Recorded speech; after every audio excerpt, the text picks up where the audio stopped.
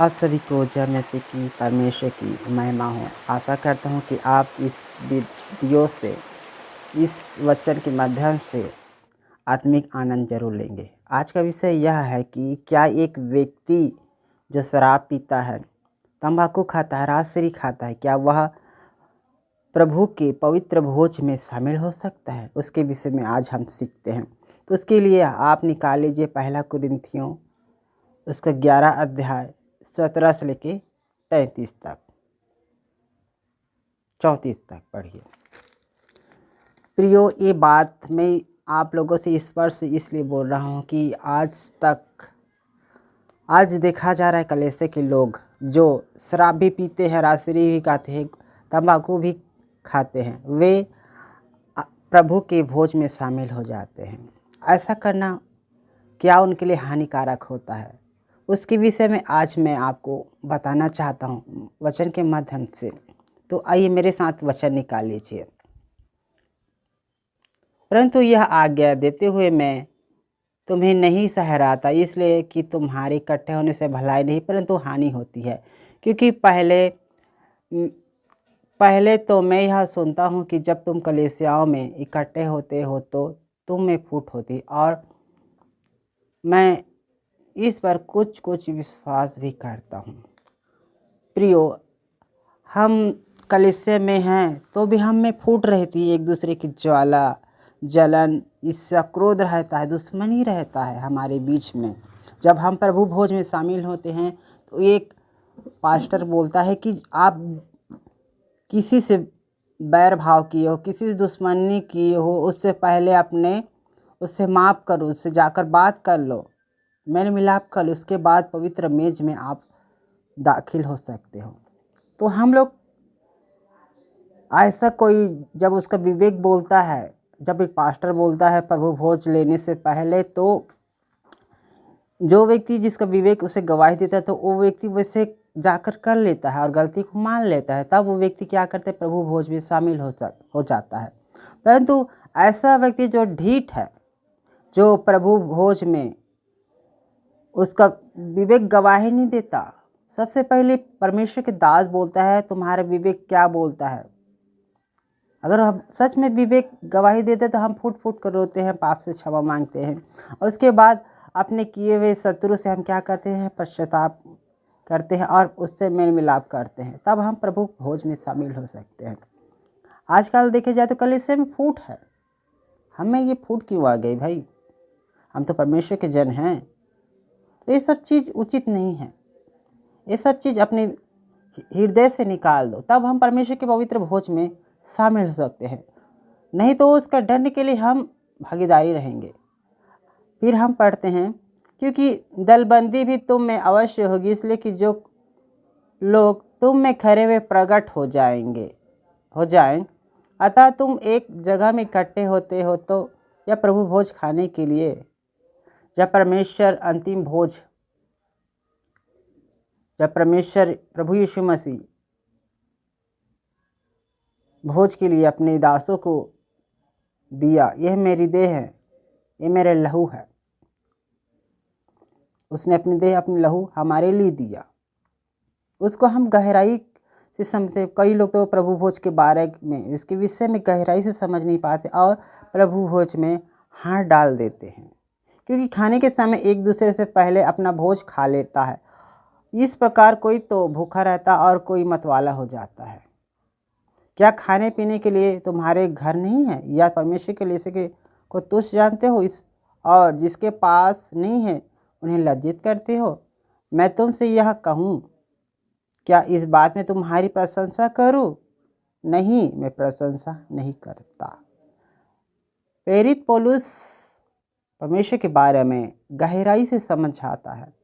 वो बताता है कि हम जब प्रभु भोज में शामिल होते हैं तो हम अपने विचारों को जाने कि हमने पिछले समय क्या किया।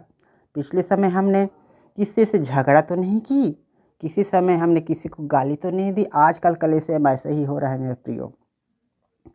ऐसा करना उचित बात नहीं है, बल्कि हम उन गलतियों को रोज़ स्वीकार करें और परमेश्वर से पश्चाताप के साथ खड़े और बैठे रहें परमेश्वर की उपस्थिति में, और फिर उस गलती को दोबारा दोहराए नहीं। क्योंकि खाने पीने के लिए घर में तो वस्तु है, जब हम परमेश्वर की कलीसिया में पहुँचते हैं तो उस पवित्र भोज में शामिल होते हैं, तो अपने आप को हमेशा जांचते रहना, क्या मैं इस पवित्र भोज में शामिल हो सकता हूँ कि नहीं, क्या मैं योग्य हूँ कि नहीं। अगर हमारा विवेक दोषी ठहराता है तो हमें वहाँ तुरंत प्रभु भोज से हट जाना चाहिए।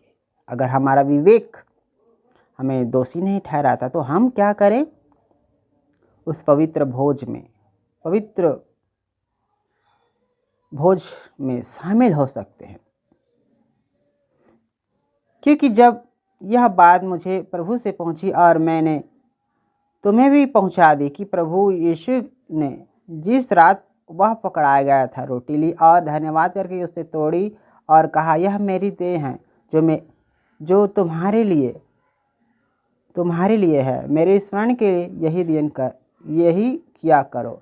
इसी रीति से उसने ब्यारी के पीछे कटोरा भी लिया और कहा, यह कटोरा मेरा लहू की नई वाचा है, जब कभी पियो तो मेरे स्मरण के लिए यही किया करो। क्योंकि जब कभी तुम यह रोटी खाते हो और इस कटोरे में से पीते हो तो प्रभु की मृत्यु की जब तक वह न आए प्रचार करते रहो। प्रभु भोज का मतलब ये है कि जब तक हमारा मसीहा प्रभु यीशु मसीह जब तक आए धरती में, उसका दोबारा आगमन नहीं आता, तब तक एक कार्यक्रम चलता रहेगा। प्रभु भोज से हम जो भी गलती करते रहते हैं वो अगर हम मान लेते हैं तो हम गलती को परमेश्वर क्षमा कर देता है, फिर से हम परमेश्वर के संबंध में बन जाते हैं।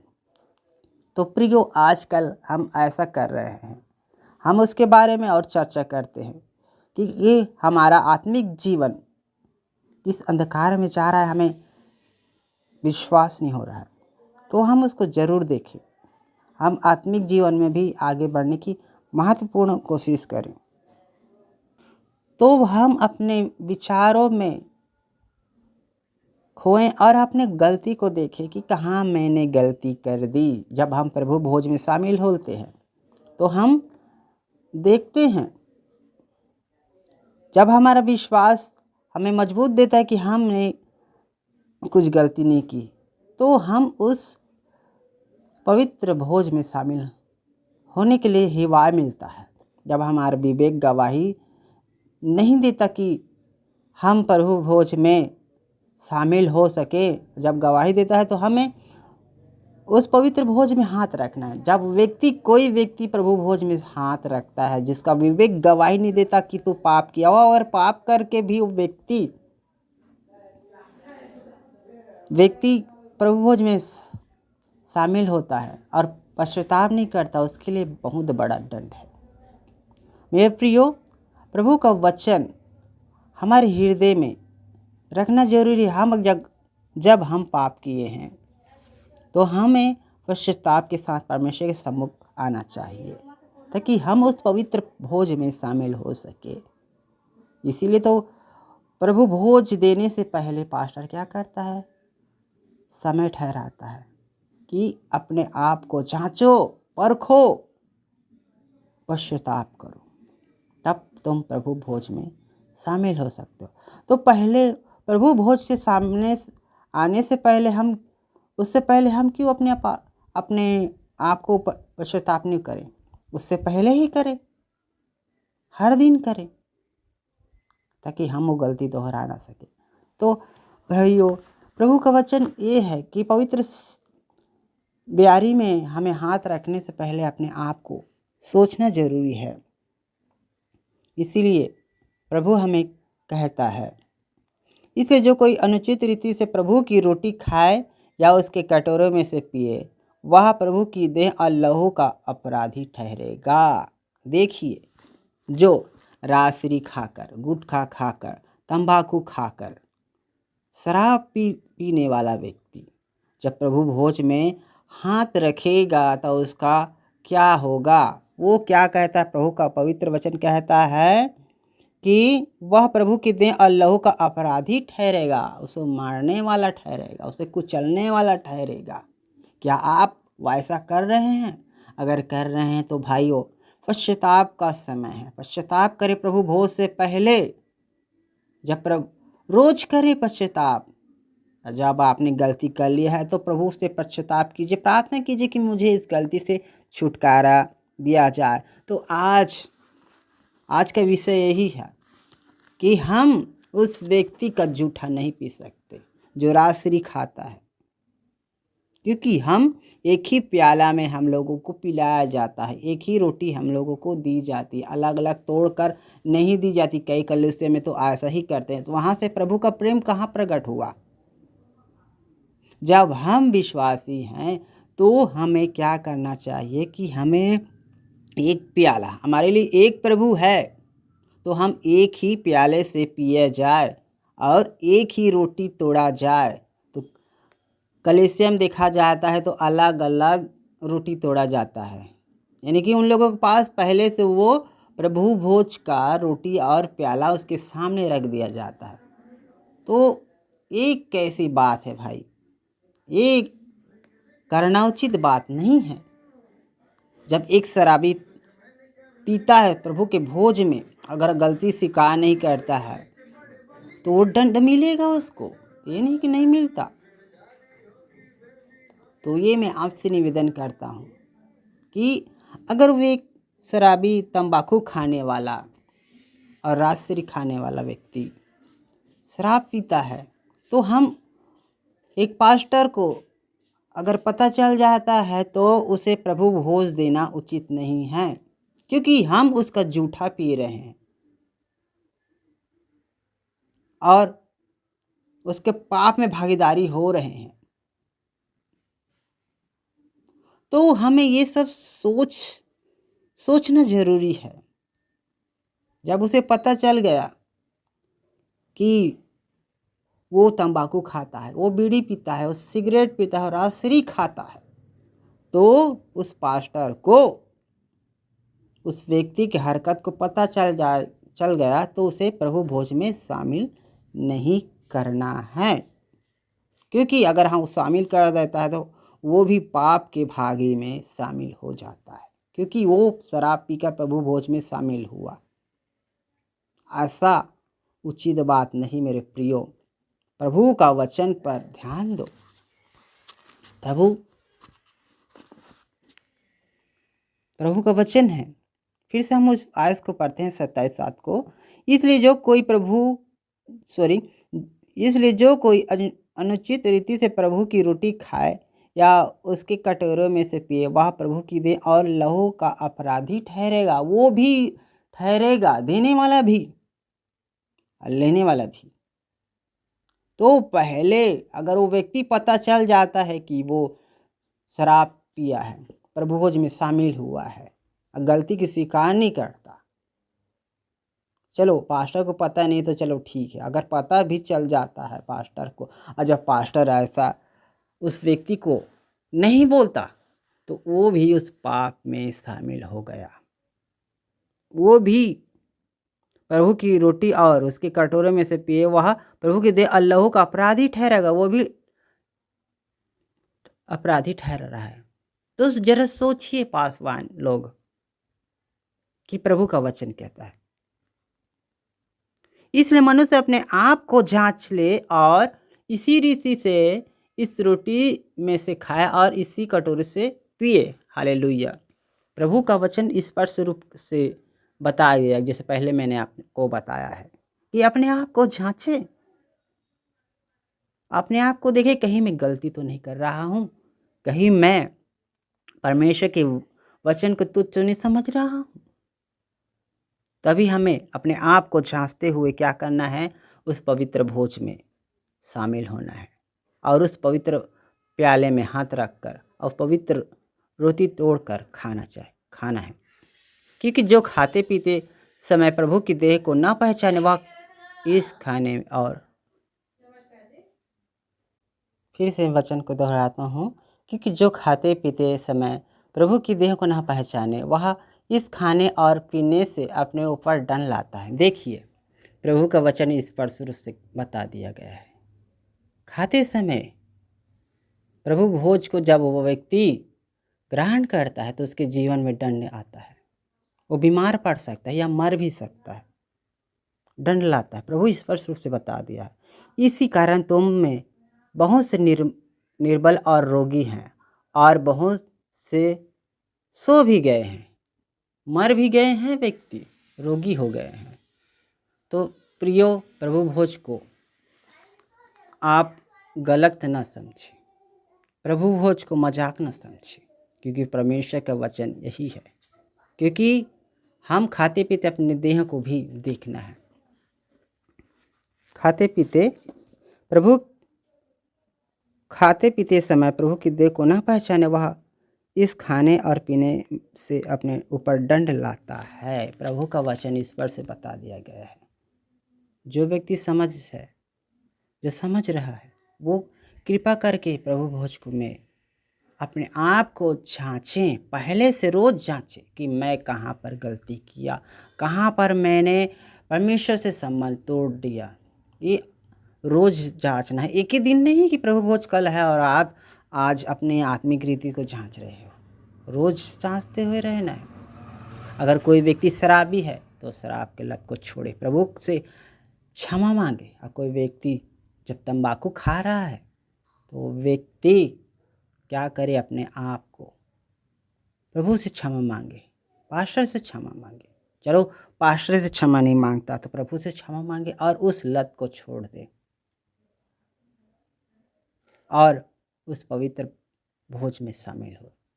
ना कि वो अगर व्यक्ति खाता है और फिर अब मान लीजिए 2 दिन प्रभु भोज है, 2 दिन तक उसने तंबाकू नहीं खाया, नाराजगी नहीं खाया, फिर प्रभु भोज में शामिल हो गया, फिर वो क्या करेगा, वो गलती फिर दोहराएगा। तो सोचिए, सावधान रहो, क्योंकि परमेश्वर के वचन ठट्ठों में नहीं उड़ाया जाता और वो व्यक्ति के ऊपर दंड आएगा। शायद वो सो भी सकता है, मर भी सकता है। वचन इस पर शुरू से बता दिया गया है। कैसे चलना है, कैसे रहना है, वो सब परमेश्वर ने बता दिया है। फिर से वचन पढ़ देता हूँ। यदि हम अपने आप को जांचें तो दंड ना पाते। अगर हम अपने आप को जांचते तो दंड ना पाते। दंड है तो समझिए प्रभु भोज के रहस्य को। दंड है, परंतु प्रभु हमें दंड देकर हमारी ताड़ना करता है इसलिए कि हम संसार के साथ दोषी न ठहरे। प्रभु हमें दंड देता है, हमें प्यार करता है ताकि हम संसार के साथ दोषी न ठहरे। संसार जैसे दोषी ठहर चुका है वैसे न ठहरे। इसीलिए हमें परमेश्वर बीच बीच में क्या करता है, जहाँ हम संबंध टूट जाता है तो हम ये जरिया है प्रभु से संबंध बनाने का। एक पुत्र एक बाप का संबंध जब तब बनता है जब विश्वास में चलता है।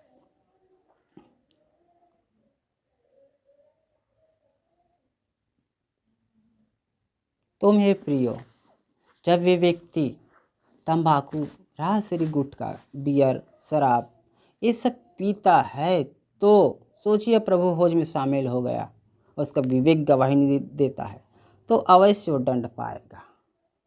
तो आप विशेष करके प्रभु भोज में जब शामिल होते हैं, पवित्र मेज में शामिल होते हैं, तो अपने आप को जांचें, रोज जांचें और पश्चाताप के साथ परमेश्वर के सम्मुख आकर परमेश्वर की उस प्यारी में आप क्या करें, हाथ बटाएं, प्रभु भोज में शामिल हो। दंड के लिए नहीं, परंतु उस महिमा के लिए जो परमेश्वर ने आपके लिए ठहराया है। तो प्रियो, इस वचन के माध्यम से प्रभु आपको आशीषित करे, आपके जीवन में आत्मिक उमंग हो, प्रभु आपको आत्मा के अनुसार चलाए, आप आत्मिक रीति से जीवन काटें।